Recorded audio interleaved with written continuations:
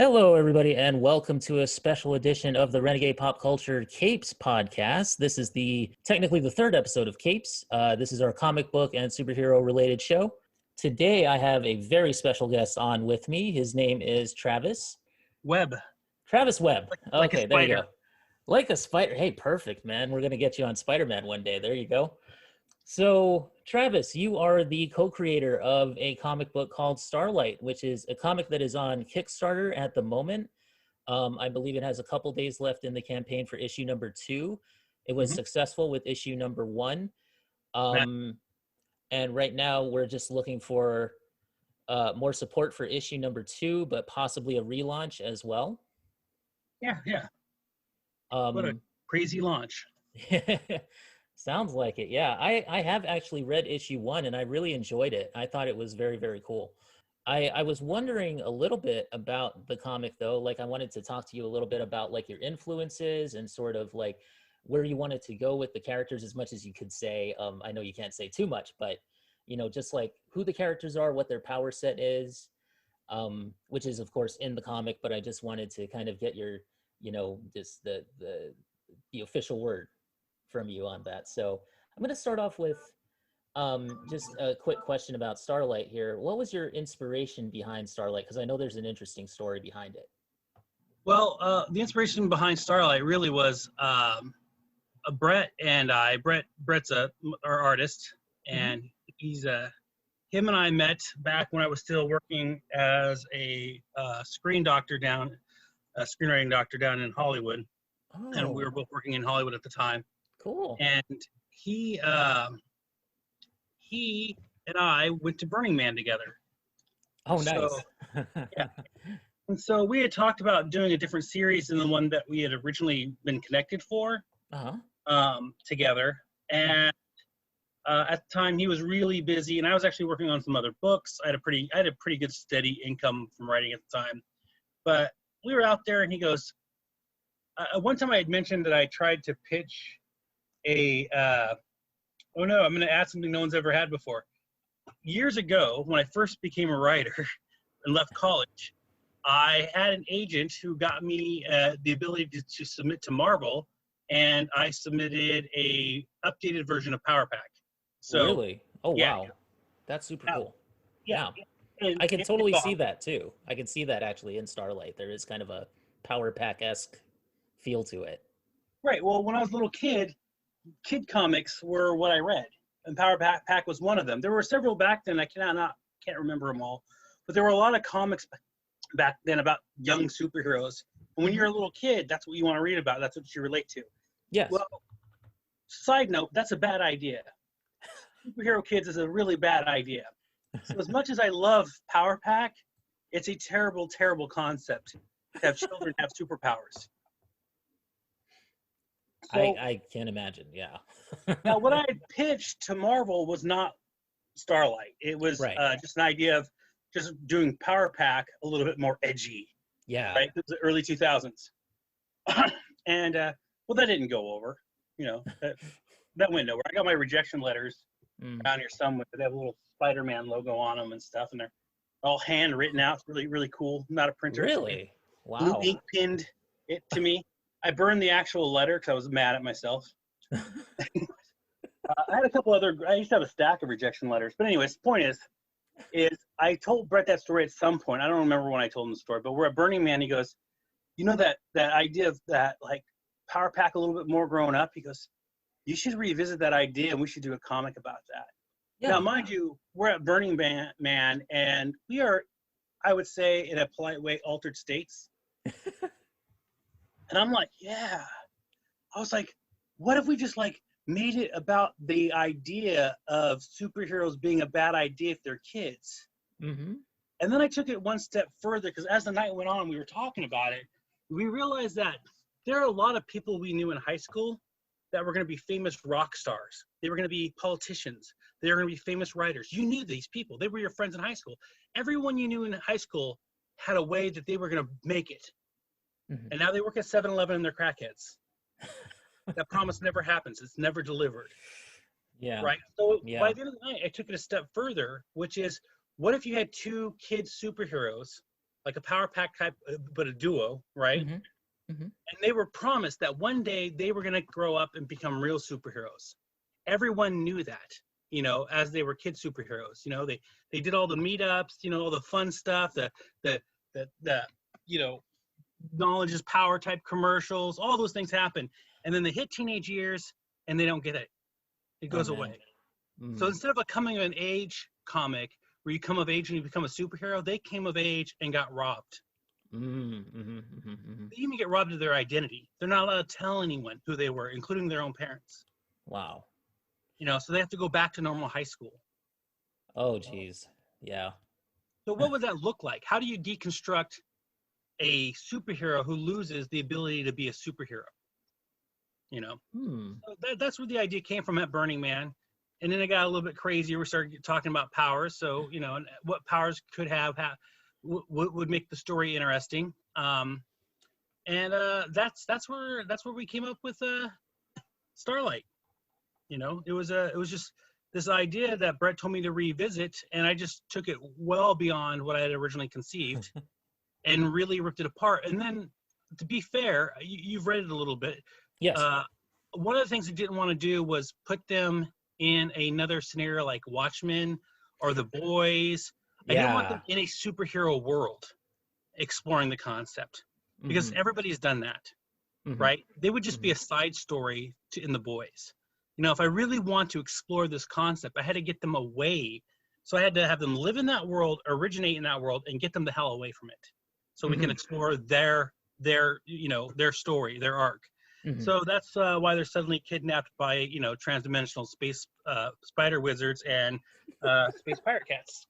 It got them off that planet and into a world where the story can mature on its own.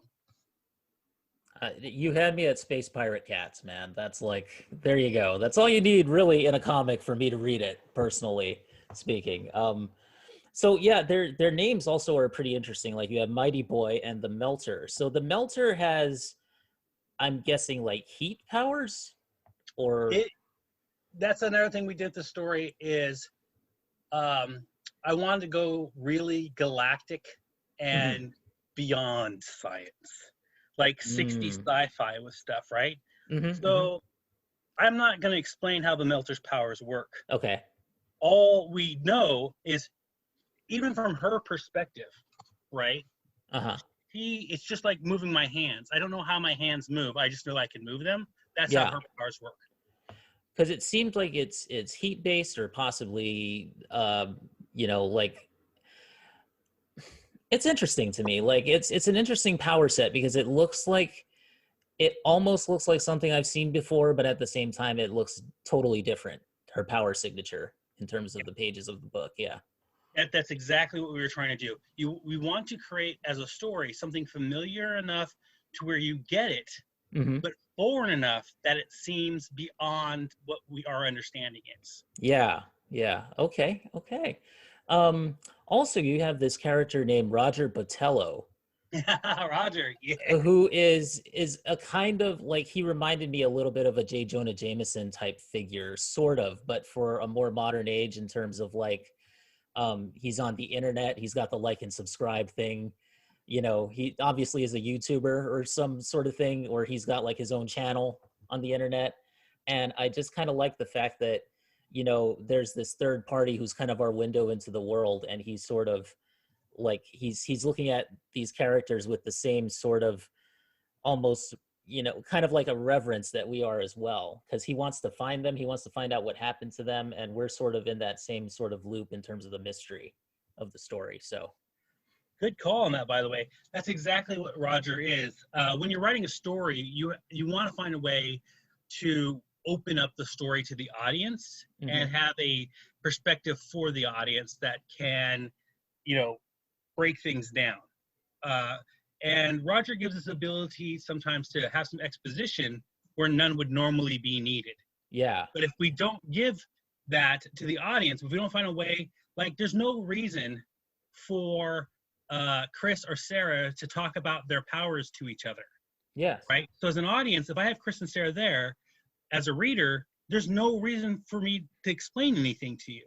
Yeah. But if I have Roger there, they have to tell Roger what the hell's going on, or he's gonna Mhm. have a fit.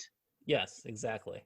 You know. So yeah, that's what Roger. But Roger also represents. He's an old journalist. You Yeah. know, he's Yeah. actually based a lot on like Sam Donaldson, Mm. who was a very famous journalist back in the day, and a little bit on Burl Bear, who's a famous American true crime novelist, who actually did a voice for the original video for us. Oh, awesome. Yeah. Yeah, and the idea of him is that he also represents the old way of thinking about comics and superheroes The and old how they guard. work. Yeah. You know what I'm saying? So he's Yeah. from the old Ditka era. You know, he's an old Yes. Stan Lee fan, and this is how this stuff's supposed to work, and this is the reality of superheroes. Yes. Yes. Yes. You know, and they don't fit that. They're modern. You know, they're modern kids, and they're not superheroes anymore. Mm-hmm. Mm-hmm. They're the former Ultra kids. Yes, correct. Um, so can I ask you then, who were your major influences as a writer, and if Brett were here as an artist as well? Because I see sort of a Kirby-esque kind of feel to his art. Just for this comic. Yeah. Um, Yeah. well, let's talk about writing first, because Greg and Yeah, I sure. wrote it together, and so we got Sure. to bring up Greg Smith, who has a book with Oni Press called uh, Junior Scouts of the Apocalypse. Oh, Oh, sweet. Junior Braves. Oh, man, I got to be really careful. We met because we were working on similar books at the time. I was actually working on a film, Uh-huh. and sometimes I mix the thing I was working up with his thing, and I can't do that. Anyways, point is NDAs, man. That's the point. Oh, oh. Uh, I got you. I got you.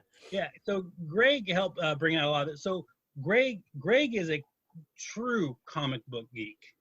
Like, he is more comic book geeky than I am. I'm a writer geek who loves comic books. Hmm. I like the medium of expression in comic books because I think I like writing to a visual person like Brett and seeing Hmm. what Brett comes up with, because I can't draw. I tried to draw one time and the paper caught on fire because reality won't let someone be that bad. You know, so I have to Same here. really think about how to write what I need Brett to convey to an audience. So I write to Brett, and then Brett writes to our audience. And Interesting. yeah, so Do you yeah. real quick, do you write in full script or do you write like the Marvel style, you and Greg? So we write together. Greg, I drive Greg a little nuts. I write very, very detailed. I picked up a long time ago. This is going to sound like a weird story, and there's no way to check it or prove it. But years ago, when AOL was a thing, Yeah. John Burns used to hang out in DC Chat, Oh, which was the DC wow. Comics chat room on AOL. Interesting. Interesting. And I was very young. I was just finishing up college, Hmm. and he gave me some pointers in that chat room that I took like religion, and I write that way now, which is, you know, I write in great detail exactly what I need the artist to show, Hmm. and I point out anything that I need to have the narrative move forward. Hmm. So if I need something focused on or something like that, that's what I'm going to point out. If I need a timing to be done, I read Scott McCloud's book back in the day. Yes. I mean, yeah, he's a great guy, by the way. Oh yeah, I have that. Yeah. Yeah, you know, so I got really obsessed with that. So I even number my dialogues in panels, so they know Oh, what order the bubbles need to appear in for the reader. yeah. Yeah. Yeah. You know, it's extremely detailed. It's you know, Ron Randall said he only read one other writer that writes their comics like that, and made me really smile. But I won't say who it is. That's his story. Okay. But it made me really happy to get compared to him. So That's awesome. That's just the always cool. detail. Yeah. So yeah, that's how I write comics. Greg's more loose and more. You know, this is what we need in a panel. This is the dialogue. This is what we need in a panel. This is the dialogue. Hmm. So you know, there is a difference there. Hopefully, I've had some influence on Greg because I have been seeing his latest writing lately. So I think he's picking up my over the top. But it works well for Brett because Brett does a lot of commission comic work, work for hire. Work for hire. Yeah. And Hmm. one of the things that drives him nuts is when a writer doesn't tell him exactly what they want in a panel. So he Mm. does all this work, sends it back, and they go, no, no, no, no, no, no. You know, Oh, yeah. Yeah. That's rough. Oh gosh, I can only imagine how frustrating that would be. Right. And over the years now, working on a lot of, like I said, I've done a lot of doctoring. I've actually helped other comic book writers. And one of the things I tell people all the time is you need to tell them who's in the panel, what the environment of the panel is, right? Mm-hmm. And what Mm-hmm. the point of view of the panel is. Then Mm-hmm. set the action and make sure you identify anything of note Mm-hmm. that needs to be there for narrative. And then finally, don't hide things from the artist. Because you can say he's not going to repeat it, right? Yeah. So if you Yeah. have something like there's a silhouette in the background, it's mysterious and ominous, right? Well, that's great in a book to an audience. In a Yes. comic book, it needs to be a shadow, a silhouette of Jimmy, who will appear on page 17, panel 4 later in the issue, Yes. Yes. Yes. right? You need to tell Yeah. them exactly what the reference is. Yeah. That Right. makes sense. That makes a lot Right, of right. sense, actually. And I see that too in comics as a fan and as a reader. I can see that where like you can tell like the artist does good work, but sometimes it's a little confusing as to the layout of the panel or something just seems to be missing and then it shows up in the next panel, something like that, you know, where like, I mean, I won't say where I've seen that, but it's kind of a common thing for me personally as a reader. Like I hate that experience of opening a comic and enjoying the story and then you get to that one panel where you're like, huh? Right. Yeah. One of the flaws a lot of writers don't pick up on when they're young and they're new, and I've noticed it a lot since I've joined like the Kickstarter community of writers, is artists don't read the book. Oh. Like that's you got to understand that, man. They don't read the Mhm. book. They work panel to panel. They don't even read the whole page, Mhm, mhm, right? They work panel to panel to panel. So mhm, they're not gonna get the contextualization of the mhm, whole story. So you have to give that to them panel to panel to panel in order to get your story out of the artist. mhm, mhm. Well, that makes a lot of sense. All right, so we've done characters, we've done influences. Oh, you didn't ask about Chris. Oh, Chris! Oh my gosh, Everybody yes, forgets I about didn't ask Chris. about Chris. Okay, I think it's because Sarah is such the stronger presence in issue one. It seems like It's so weird because she's not, but she she's not is. But really. she is, but she's drives Maybe me nuts. she's just the stronger visual presence or something because you see She's her at the rave and all that stuff. right. She is definitely the stronger presence and the strongest presence visually in the book. Visually, yeah. Yeah, But and but yes, in terms of Chris, okay, let's talk about Chris because he seems to be the level-headed one, whereas Sarah is kind of the one who's struggling a lot with where she's at in terms of not being a superhero anymore and not being able to use her power so much. So what were your influences for Chris and where do you think he is in terms of the story? Chris is Captain America. Chris believes in what it means to be a hero and have morals and Mhm, convictions and what it means to sacrifice in order to fight evil. Chris mhm, is that kid. He was a little bit older than Sarah when he got his powers. mhm. So, Sarah's like 5 when she gets her powers. Chris is 9, Oh, right? So Sarah doesn't remember life before having powers, where Chris right, right. does, right? So he knows what it means to get power.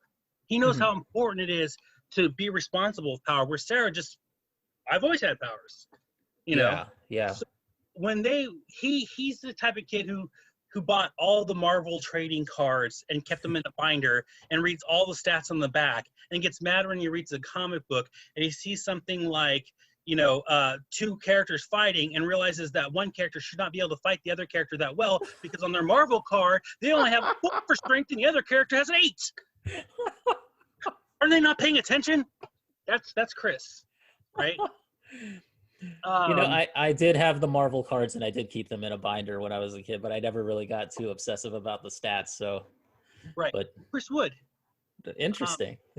Yeah. So so he's they're a two different. fan. He's a real He fan. he's a fan and he was a hero. He was Yeah. absolutely Mighty Boy.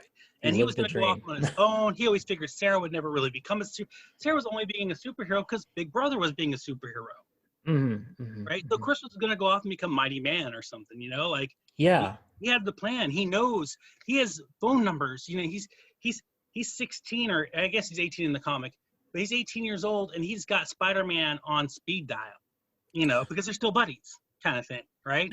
They still play video games, they're in the same Call of Duty team. Like that's who Chris is. So we wanted to take two different approaches of the idea of what happens if you don't get to be a superhero. You have one character who just does not deal with it well at all because Yeah. that's her whole life. It just gets Yeah. ripped from her. You have another character who's just so obsessed with it and so believed, such a believer that he thinks he's going to find a way back in. He's going to get out of college and somehow he's going to get superpowers. Because here's the other thing we did too to make the story more interesting. We let Sarah have her powers conditionally. We took Chris's away completely. Oh, yeah.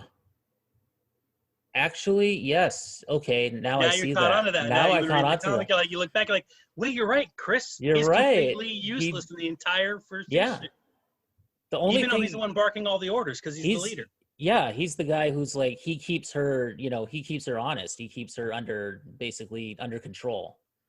Right. And she's kind of the one who's like the loose cannon, sort of. Right. Yeah. Right. So there were two very different approaches, so we could explore both those arcs and how they would be approached. See, this is very interesting to me because I like deconstruction as superhero works. So I like to see where the characters are and how you sort of tear them down and build them back up. So it's not like necessarily tearing them down, but I mean, like, you know what I mean? Just getting to the point of you see where the heroes are and where how they tick, basically. Like Batman and Dark Knight Returns, and sort of like with a little bit in Dark Phoenix in terms of Jean herself. So that to me is very interesting as a reader and as somebody who also wanted to become a comic book writer too. I was one of those people who was just like, man, I really wanted to do it. And I never did, but hopefully in the future sometime. Anyway, so with Chris and with Sarah, then, are they, there's an interesting sort of tension between them because that could build up to a pretty huge conflict in the future. Yeah. And especially with a guy like Botello, who's going to come in there and be like, aren't you guys superheroes? Aren't you guys supposed to know what to do in this situation and supposed to get us out of this? And you're just proving my point by failing. Yeah.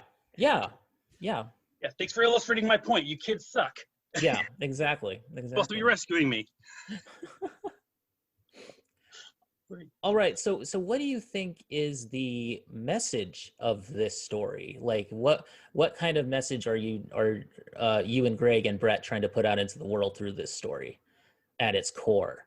So it's interesting. A long time ago, again, going way back in time. I don't know if you know who Kat Staggs is, but I've heard the name. Yes. So I was working with another artist at the time, and the other artist pitched a comic that was not what I wrote to Kat Staggs, as if it was what I wrote, but it was really what he wanted me to write, and it kind of pissed me off. But she said something interesting in response to his version of my comic that made me really think about what I wanted to really approach with superheroes if I ever did superheroes again. Because I was like, at that time, I was like, I'm never writing a superhero comic ever. And this really isn't a superhero comic because nobody's a superhero in it. That's the weird thing about it. Yeah. It feels like one, and it dances around it, but nobody really is in this comic. But she made a comment about agency and how agency is important. So really what this comic does is it explores how different characters have agency and how those agencies can conflict because they have agency. We don't just deconstruct and tear down, and process what it means to be a superhero, but we're also going to end up processing what it means to be a villain and a supervillain and a henchman. So those other characters who I'm not going to talk a lot about now because no one's really been introduced to them. Right. They're part of this huge story, and they have their own things that we have to tear apart and look at and figure out why they're there, because we're not going to let anything be what it seems, because every character in the book has their own agency. So really, it's an exploration of agency between powers and how that works in those dynamics when everyone believes that they're the right answer. So yeah, I don't want to say more than that because it might give away some of the. Yeah, we don't want to give away any big plot points here, which is why I'm not talking too much about the villains that are introduced there. But like I said, space cat wizards, that's just awesome to me. So I'd like to see more of that.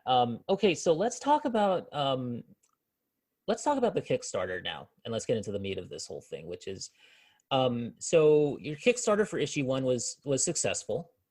Yeah, wildly successful. Mm-hmm. Out of the park. We were maybe less than 3/4 of the way in, and we hit our goal of 9,000. Awesome. We were 4,000 up in the first week and a half. Mm-hmm. On our first Kickstarter as a team, with no problem. I mean, that thing just jammed right out of the park. We went way over our thing over 4 weeks. And everyone told us that you're going to fail your first Kickstarter. No one gets 9,000 on their first Kickstarter. You need to rethink this, but go ahead and do it so you learn and try again. Well, then we did it and we were successful. And everybody was like, whoa, that's crazy. That's awesome. We're on board. It seems super great. And then we delivered on time with the book because the whole series is already written and done. Oh, that's a trick, So yeah. The only thing we wait for each issue is Brett to just kind of finish up the pencils and the art. But the series is done, edited, and ready to go and wrapped up. Wow. In fact, I'm working on another book for next time. Oh wow. And, yeah, because I didn't want to put a Kickstarter out there and not have the book done. Yeah, of course. So we were able to deliver our rewards, everything on time. We had a great base. We did the newsletter thing, and we thought, man, this is great. So that was the first Kickstarter. You want to hear about the second one, don't you? Yes. Well, right. I mean, yeah. If you want to talk about it, let's talk about it because I think that like you said, it's a learning experience, and also we want to promote it as much as we can as well. Awesome. Before I go into the second Kickstarter, I gotta ask you a huge question. Can I ask something back? Yes. Quick, before we move into this? Yes. What did you think of issue 1? What did you take away from it? I was very intrigued. I want to know more. Like that's the biggest thing for me is that I'm hooked into this world. I want to know more about these characters. I want to know like you said, I mean, it went so fast that I didn't even really notice it. But yeah, Chris not having his powers, I mean, where could that go? Like, what is the conflict between them and the conflict between Botello and the kids and the family? It just, for me, I was just so curious. I wanted to know more. I wanted to see where the aliens came from. What's their story? How did they find them? How did they know who they were? If the kids aren't revealing their powers anymore, like they're obviously not trying to show themselves to the public anymore. And is that explanation that Botello gives in the beginning of the book where he says that like it's because they were basically marketed and taken advantage of by corporations and things like that, is that the real reason why they quit? Or did they quit for something else? And who's Captain Commander? Captain Commander. Who reminds me of Captain Commando from the old Capcom arcade game. But anyway, I mean, like, does he have something to do with it? Perhaps. Like, I don't know. It just got my mind going, like, where this story could go. And also, I really like the art. And it's on a previous podcast, I was ranting about the lettering style in comic books now. So to me, like, lettering for some reason is a big deal for me. And in this book, I like the lettering style. It reminded me a little bit of Tom Orzechowski, and like it, it has a liveliness to it. Whereas I feel like a lot of books from a certain company all kind of look alike. And I'm not a fan of that. I mentioned it before, so I'll just say Marvel.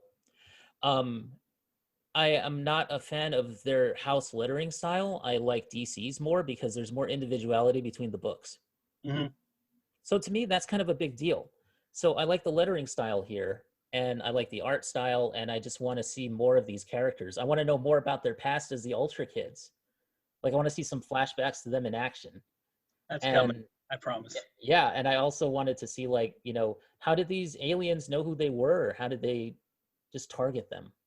And what's Patello's real purpose in this story? Is he really just a guy who's out to find what's going on? Is he really just a good investigative reporter, or is there something perhaps a little more behind that? It's awesome. That's good. That makes me feel really good because I've always said the the best kinds of stories are the stories that let the reader's imagination just leap off a cliff when the book closes. Yeah, yeah, You know? exactly. And I think it leaves us right at that point too, because it's just like, okay, they're off Earth now.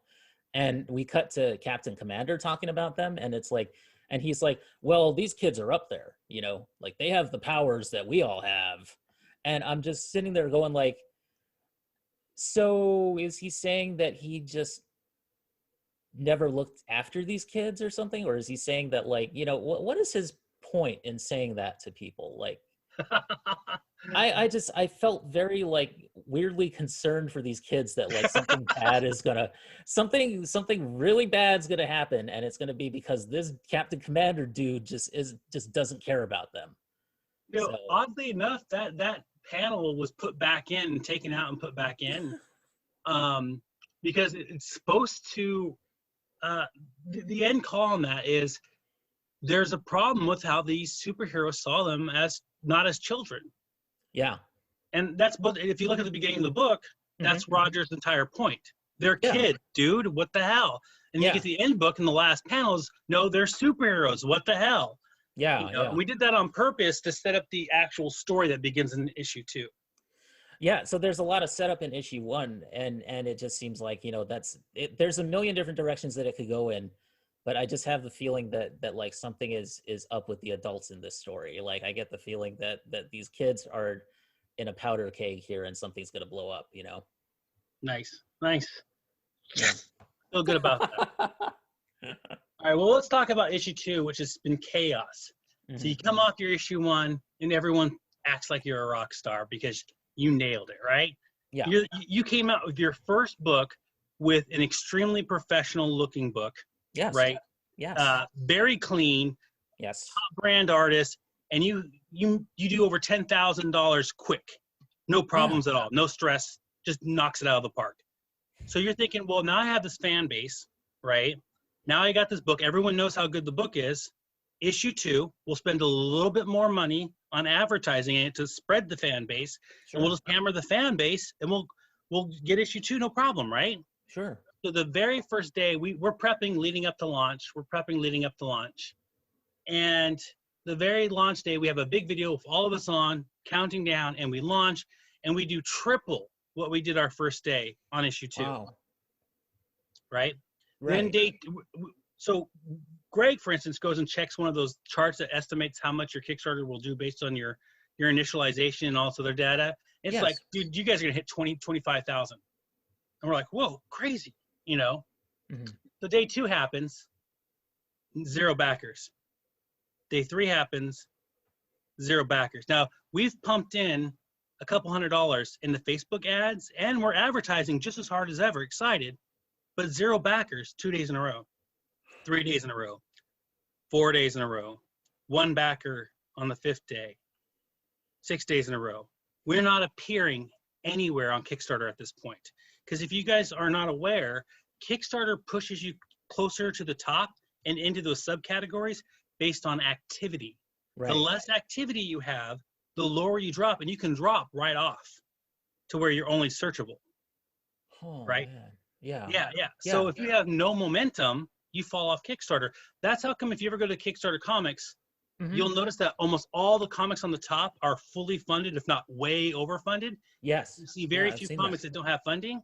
Yeah. Right. Well, that's kind of their algorithm's fault. Because those comics that are getting funded have activity going constantly, and they are taking up all the space on the front pages, right? So comics that are not funded are not getting as much activity because they're not on those front pages. It creates a spiral that pushes the comics down. Which is completely wrong, because if they want to push comics that are from independent creators and that are in need of funding, you would think that they should put that on the front page. Right. As opposed to comics once they hit a certain level of funding, maybe they deprioritize them and allow space on the front page for newer comics that are just starting to get traction. Right. For instance, in the 3rd week of our Kickstarter, we had 0 backers come from any form of Kickstarter discovery. So either by search, advanced search, or off a Kickstarter page. We sold nothing from Kickstarter at that point. Now, in our old issue, in issue 1, we had sold a lot. Right. And we were a Kickstarter, what's it called? Kickstarter approved or whatever, the recommended. Yeah. So, I mean, we were nailing out of the park. So this time we've had almost nothing from Kickstarter. The next, so we're just like, what is going on? Well, finally in the 3rd week, we really started to evaluate things because we went almost 3 weeks with only, I think, 8 backers in 3 weeks. Oh man. After our initial run. And that's just crazy, right? Yeah. Because you've got Facebook advertising, you've got yourself promoting every single day. You're making videos, you're doing all the things you're getting other comic books, other Kickstarter backers. If you don't know this, we talk and we back each other. Sure. So we're trying to figure out what's happened here. So there's a couple of things that we did wrong that I don't think any of us knew you could do wrong before our team fumbled it. So, because I don't want to believe I wrote a terrible comic with Greg. No. And I don't want to believe it, anything else. But so what we've come up with, we've worked with some of the other Kickstarter backer people, and the first thing is timeline. So a really important lesson is understanding when you launch and understanding those algorithms. So having a 9,000 as your goal, which is what ours is, right? Means that we have to have constant activity to stay up front, right? So if we don't have constant activity to stay up front, we'll drop down, and that 9,000 goal will keep us down further. Because a single purchase in a day doesn't move the needle on a 9,000 goal. We had a $2,000 goal, right? A couple purchases per day moves the needle and pushes us back up. Right. So there's that. That's one of the things we figured out with the algorithm. The next thing is this is crazy bad luck on our part. So we launched, and the very next day was the what was his name? The police shooting in Kenosha. Oh, okay. Yeah, right. Or it was the same day or whatever, but the protests started the second day of our Kickstarter, and it wiped out all our social media. That was the only thing in social media. So we couldn't get any traction after that. Right? So now that because of the shooting, we have nothing moving in social media, which means we have no Kickstarter movement, which means we drop out of the Kickstarter top. Was it the Jacob Blake shooting? Yes. In Kenosha? Yeah, okay. Yeah, that makes sense, because when something like that happens, then naturally social media is going to be just all about that, basically. Right. And that unfortunately bumped us out of Kickstarter's algorithm. Yeah. So we go, okay, well, we'll reboot. Right. So we go to reboot to do a video and everything. And the other shooting happens in Kenosha.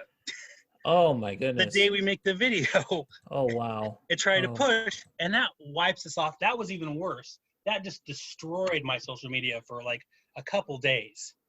And so that's why there's 0 backers for almost 2 weeks straight, because we can't get anybody in social media to see our posts because everyone's distracted. Right. And when that happens, that just bumped us right out of Kickstarter completely. The next thing that happens is we go to, this is so ridiculous. We go to have a video halfway through, and Greg's trying to cheer me up. We're going to do it because every time we've done a video, we've had huge boosts. Because when I go live on my Facebook, I'll get up to 30 people watching me live, and they'll start backing and sharing it and so forth. And we'll get a lot of backers. In fact, one of the times I went live in the first book, we did $1,000 in backing while I was live. Oh, wow. So I was like, all right, we'll do this. So we go on the video right before it launches. Sure enough, social media blows up. Chadwick Boseman died. I sat for an hour with Greg with no views for the first time in my life. Wow. Yeah. So we're like, oh okay, my goodness. We're going to do this again next week. So we plan everything out. We still not getting any momentum. We go to go do it again, and Keanu Reeves drops his comic. Yeah. You know what though? That was all that I saw was just ads for Keanu Reeves's comic. It was just. Oh my God. Oh. And Scott Snyder and Scott Snyder, and it was just like, oh my God, dude, seriously, I mean, not that it's wrong for not them to catch do a break. Kickstarter, but dude, I mean, they're just, yeah, it takes over. You know, you don't hear about any independent comics when you got guys like Keanu Reeves and Scott Snyder, Tony Daniel doing their thing, you know, All dropping huge and Dre bombs. Capullo. I mean, not Tony Daniel, Dre Capullo, sorry. But Yeah, yeah. yeah, oh gosh, though. Like, Wow. okay.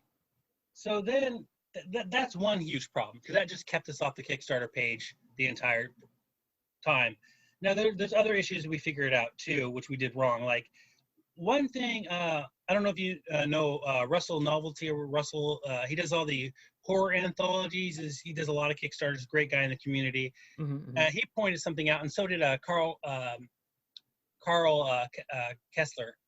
Mm-hmm. Does Jupiter and all that stuff, right? And Section Mm-hmm. Zero.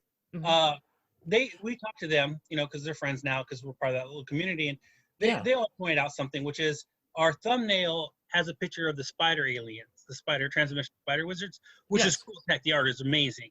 But Yes. both of them pointed out something that you pointed out, which is Sarah sells the book. End of Mm-hmm. story. The thumbnail should have Sarah, period. She is the, So yeah, kind yeah, of the and iconic presence. Yeah. right. So unfortunately, we didn't realize that because as writers, we see Sarah as part of the whole. She's Yeah. just one story in the stories. But we had to come to accept that Sarah stole Starlight. It's her book now. You Uh-huh. know, I'm not gonna go back and rewrite it and make it more about Sarah, but But Sarah's no, the I mean you standout. have you have an iconic visual, so use that visual. Right, and we didn't know that. We should have. We probably should have caught on. But That's Sarah sells the book, so that was another thing that we probably did wrong. You know, and then there's a thing we didn't know about before that we've learned from like Steven, who does transhumans, and great guy. And mm-hmm, what's this? mm-hmm. Sean, who does XCT. He's got XCT up right now. Great guy.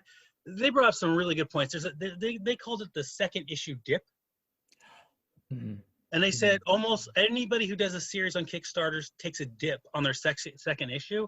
So what you do is you lower your amount down on that second issue Uh-huh. and make that target lower to compensate for the dip. And then on the third issue, you almost always see a recovery. Interesting. Right. So they Interesting. pointed that out. They pointed out a couple other things too. In general, you know, there were just things we didn't know. We didn't know about a second issue dip. We didn't realize Sarah was important. We had no idea that Scott Snyder and Keanu Reeves were going to drop their books on us. You know, we didn't know there was going to be mass shootings. Like we thought there was enough bad news. Yeah. Um, Yeah. yeah. Those are rough things. So to us, what it looks like we're going to do at this point is, you know, you take the bumps, right? We're going to take Mm-hmm. the bumps.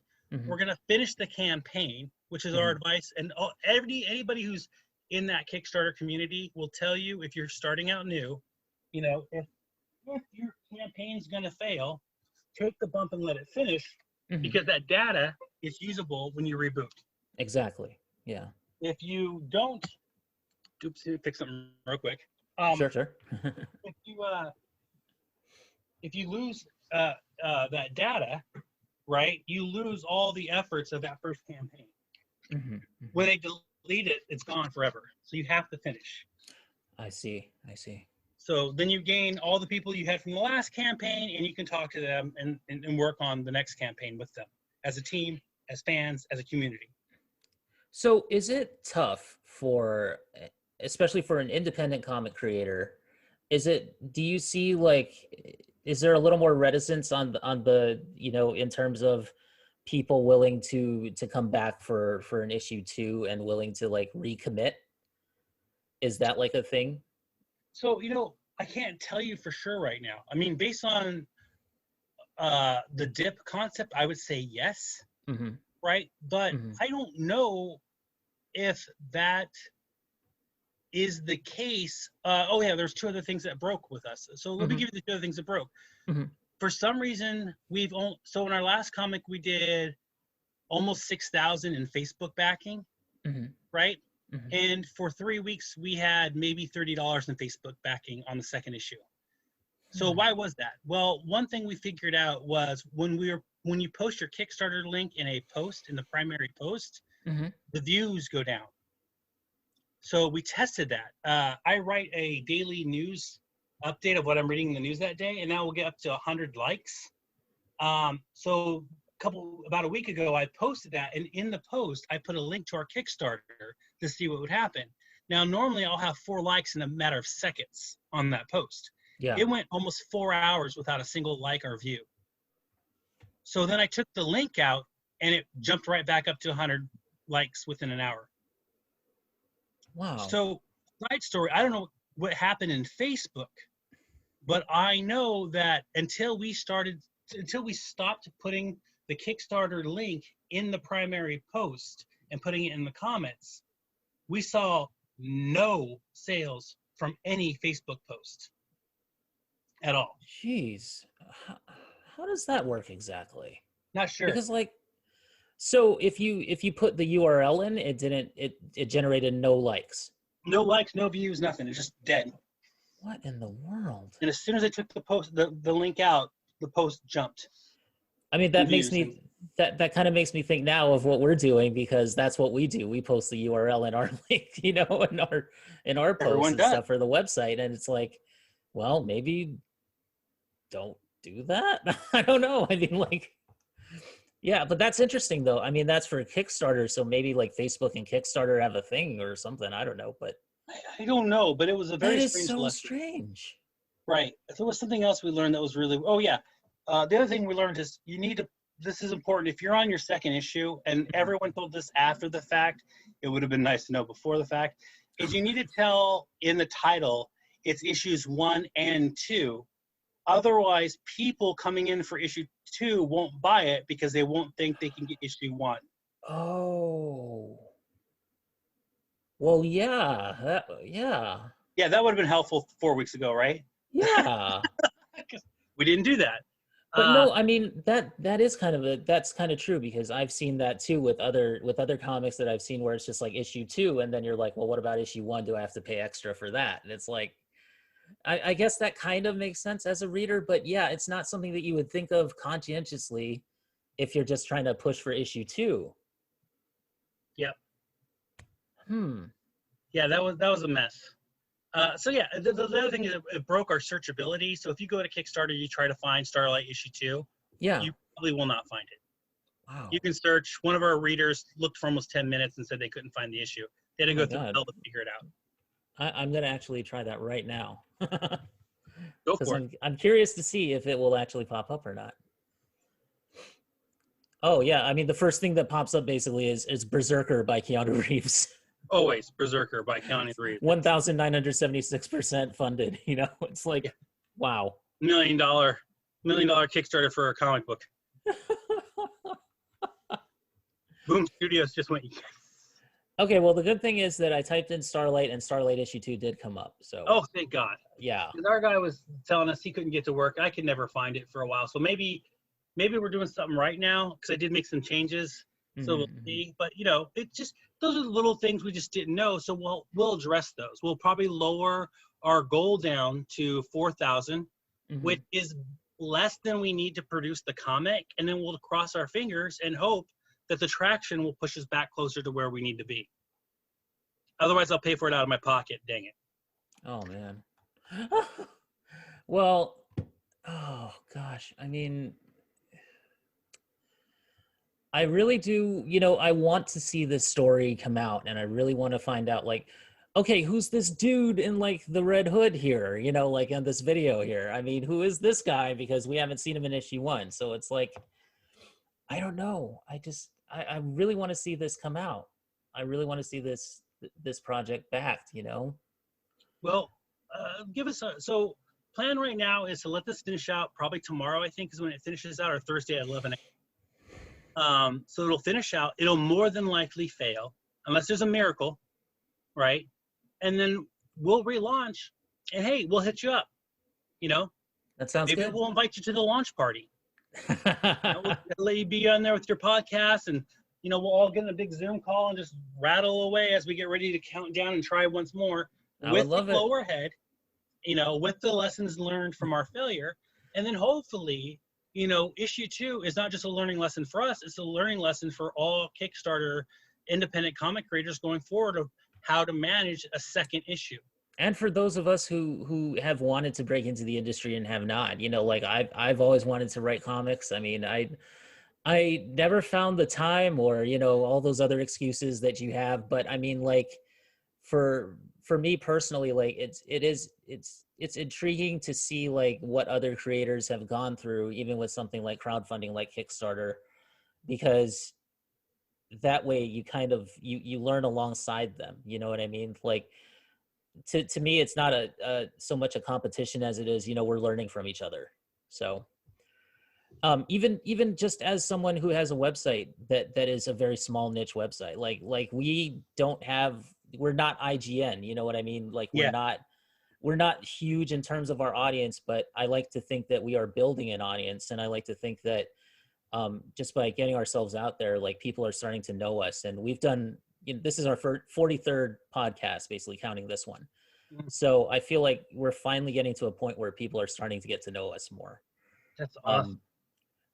Um, and I think that for anything that I've been involved with, this is the most successful thing that I have ever been a part of. So so to know that, and to know guys like yourself, Travis, and like tomorrow I'm interviewing an actress named Amy Acker, who is like my favorite person in the world. And so it's like you get to learn as you go. I had to learn how to build the website myself, and I had to learn how to edit podcasts myself through Audacity and stuff like that. And I mean, and that was like the hardest thing. And I had a moment where I was just like, no, I can't do this anymore, because I felt like it was just overwhelming. And so I can imagine, like, for you guys, and just seeing this, for issue 2, kind of not, and I don't mean this as a critical thing, but I mean, like, it didn't happen. Or Yeah, flatlined. It was it devastating. yeah, I mean, so I kind of understand it in a way. I kind of understand like what you guys are going through, because for me, nothing I've been involved with has worked until until Renegade Pop Culture. So hopefully for both of us, we'll continue to grow and learn from learn from things that happen. And a lot of the time it's circumstances beyond your control. Like who knew that there were going to be mass shootings and Over. dude, it's yeah, I mean, really. So that's a long-winded way of me saying that basically, like our old friend Bill Clinton once said, I'll feel your pain. So Let me just throw one more in there too. We literally, after we figured out the Facebook thing and we started seeing Facebook sales finally go up, so they're over 1,000. In fact, that's really where most of our money's come from in the last week. Almost all our money has happened in the last week, and it's all been from Facebook since we changed how we post our link. But so we're like, yeah, let's do another video tonight. So we got ready to do a video, and Ruth Ginsburg died. Okay, like we just stopped, didn't do it, let it go. Oh my God. It was like, really, this thing is cursed, man. This whole run is cursed. I feel bad for all the bad things that are happening in the world. They are absolutely devastating and hurting me. Absolutely. Like, they do upset me, and the news is hard to read. It's painful, but at the same time, it seems it's like we need to stop trying to promote the comic because it's killing people. Yeah. Well, I mean, but it's not. It's just the way that the world is now. I mean, we're through the looking glass. We're in the alternate pain dimension. I don't know what's going on really, but until things happen that make the world better, I don't know. Yeah, we're just gonna run again though, and I think the second run's gonna turn out really good. I have a lot of confidence. Yeah. We talked to other creators, and they were telling us that no one's ever bombed their second run on a project. Almost everybody comes out ahead in their second run. So if we were to bomb it again in our second run, that would be a miracle. Well, at that point, we're just like, something in the universe hates us, right? Well, do you think, now just kind of spitballing here, but do you think that there would be any way that like a company like Image might publish it, or I'll leak something to you. So the comic actually ended up on Kickstarter here's an industry secret. Unless you're really big and famous, writers and comic book artists don't make that much money. Right. I mean, even big ones sometimes don't make that much money. Right. Right. The reason people are jumping to Kickstarter isn't always just because it's easier to directly communicate with your fan base, but it's also more money for a lot of creators. I mean, Boom Studios can't afford to pay Keanu Reeves $1 million as an unheard of, unproven writer of a comic, you know, but Kickstarter suddenly gets him $1 million deal for an unproven, unheard of writer, right? So Kickstarter is the win there. Scott Snyder is probably going to walk out with more money on his indie project than any studio, even at his level, would have given him, you know. And with us, with Starlight, this is a little secret. It's been done for almost 2 years. It actually got kicked around and was almost published by a publisher, a real one, a good one. In fact, we were in talks with an editor-in-chief, and we backed out because things like Brett and Greg have had not great deals with their publications, where they're not making any money while the publishers are making a ton and getting movie deals. I see. So Starlight, they were gonna, and it was especially because of me. I was the albatross in this case. Oh yeah, you know, Greg and Brett are fine, but you know, no one's ever heard of Travis. You know, we like Travis. We've known him for years. We've had him help us, but you know, no one's heard of him. So we're gonna have to give you the basically the deal that we just give Travis by himself, which is, you know, this amount of money, which is crap, right? And we get all the rights to the comic going forward, including movie rights. No. And the toy rights and everything. I lose it all, and so do they. And they've been in those deals before. So we backed off and decided to go to Kickstarter, which made me have a panic attack, to be honest, because I was so ready to sign the dotted line and sell my soul, you know, to finally get a major publisher. But they were like, you know, we're not making that much if we do it this way. If we were to sell the whole book to a publisher, all 7 issues ahead of time to the publisher, the amount of money we would get would be about the same as, and I'm trying to be very careful here, that we get from a single issue selling directly through Kickstarter.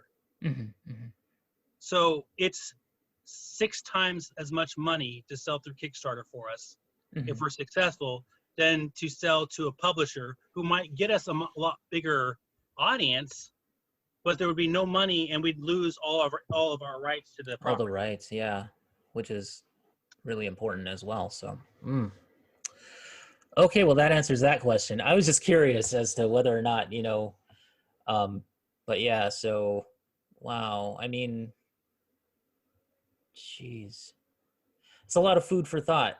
I'm just sitting here kind of going over what you've told me, and it's just like, wow, you know, it's, so to finish this out, let's ask you, where do you guys go from here? Let's say on the 24th, when the Kickstarter campaign for issue 2 is over, what do you do to regroup or to start regrouping it, and just sort of like, are you going to go back on Kickstarter basically in the future?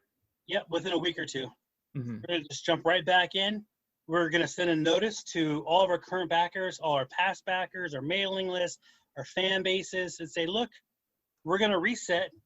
We're going to put Sarah on the damn thumbnail. Sorry, Sarah. Thank you for stealing the book, girl.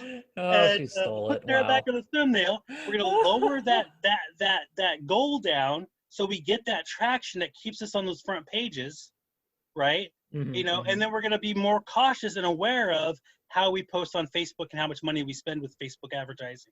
You know, because now we've seen what it looks like to lose. We're just not going to do that again. You know, and hopefully, with any luck, you know, we'll get more support.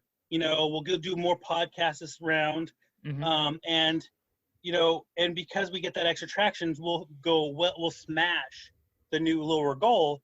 And go right back to where we need to be. Yes. You know, and hopefully gain a larger fan base because of it. I think you will. And I think that your next go around, I think, is going to be a big success. I really do. I feel it. And especially because, like, you know, knowing the possibilities of the story, and talking to you today, and just like learning more about the characters and more about the world, I think is gonna just, like, a lot of people, I know for me, my interest in the story has just gone up like 1,000%, because I really want to see, I want to see where it goes. I mean, I've always wanted to see where it went, but now I'm just like, you kind of unlocked the possibilities for me personally, like in my mind about like where this story could go. So That's really yeah, awesome. yeah. Anytime you guys want to talk about it, and get Greg and Brett on here, I mean, we definitely want to, we want to spotlight you guys and we want to help you guys out and try to get more support. So anytime you want to talk about the campaign, just let me know. Just hit me up on Twitter or just send me an email. Um, because I am not about like, like I've done work for other sites in the past and I'm not about like competing with them. Like the thing of it is for me personally is I want to just to share the things that I love with the world. And in this case, this is something that I love. So, and comics are definitely something that I loved and have loved since I was about 5 years old. That's awesome. Um, Me too. yeah. So it's like, just it's an art form that is underappreciated, and I hope that we're able to get the word out to people and get them started on something new, because you can only do so many Batman stories, so many Spider-Man stories, so many X-Men stories, and I think that we need new blood. And as much as I do love all of those, we'll always need the new blood in there too. And look at that power pack. Look at that. That's awesome. Yeah, June's really awesome. I met her at San Diego. Anyways, But yeah, so thank you for coming on, Travis. We really appreciate it. I always end with just asking our guests, like, where can people find you online if they want to communicate with you? well, we own the so no matter what, if the Kickstarter restarts, this DNS will work, which is Starlite, Starlite, Mm-hmm. Kickstarter.com. Awesome. So that will work even on the reboot. Every issue will always have that address available to it. Awesome. Other than that, StarlightComicBook.com. Just to note, the spelling of the word Starlight is important to the story too. It's another one of the mysteries. Okay. There's all types of clues to the mysteries to all the covers. All the covers have mysteries into them. It explains what's happening. So, Awesome. yeah. And then, of course, Starlite Facebook, Starlite Comic Facebook, Starlite Comic Twitter, Starlite Comic is also the Instagram. And then I'm Webworks, WEBWERX on everything. Sweet. All right, cool. All right, guys, and you can find us at renegadepopculture.com. We got articles, we got show notes, we got the podcast up there. Also on Twitter at renpopculture. On Facebook, our Facebook group is facebook.com/group/RPC42. You can find me on Instagram at neoplasmic24, and that'll do it for this extra special episodes of RPC Capes. All right, guys, we will see you tomorrow for the interview with Amy Acker. So that should be a lot of fun. All right, guys, peace out.